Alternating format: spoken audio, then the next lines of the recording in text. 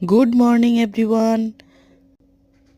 আজ সানডে আর আমি এখানে রেডি হয়ে গেছি ড্রয়িং শেখাতে যাওয়ার জন্য, কারণ আমি অনেক লেট করে উঠেছি 9:30। তারপরে ফ্রেশ হয়ে ব্রেকফাস্ট করে আমি জাস্ট বেরিয়ে পড়েছি, কারণ আমার প্ল্যান ছিল যে আমি কাল অনেক রাত করে শোবো আর আজকে লেট করে উঠব।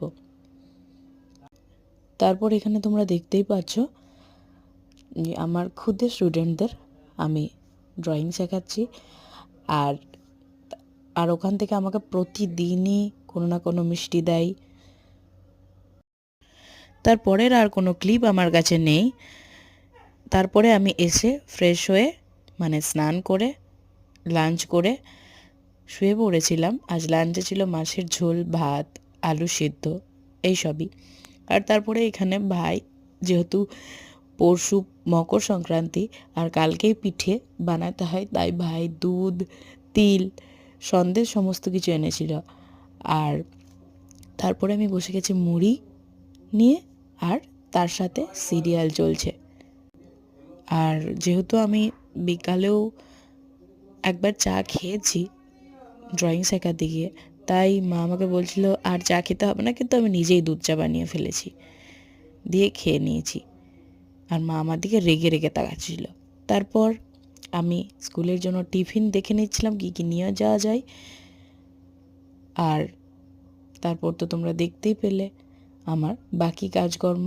আর এখানে মা সমস্ত সবজি কেটে রেখেছে। আর ভাই মামা আর্থের 2টো হেয়ার অয়েল নিয়েছে, তো আমি ভাবছিলাম অয়েলটা অ্যাপ্লাই করবো কি না। তো মা বললো যে না, এখন আর করতে হবে না, সকালে দুপুরের দিকে করতে। তো আমি এখানে এই হেয়ার স্প্রেটা অ্যাপ্লাই করে, অ্যাবস গুডনেসের রোজমেরি ওয়াটার, এটা অ্যাপ্লাই করে নিয়েছিলাম।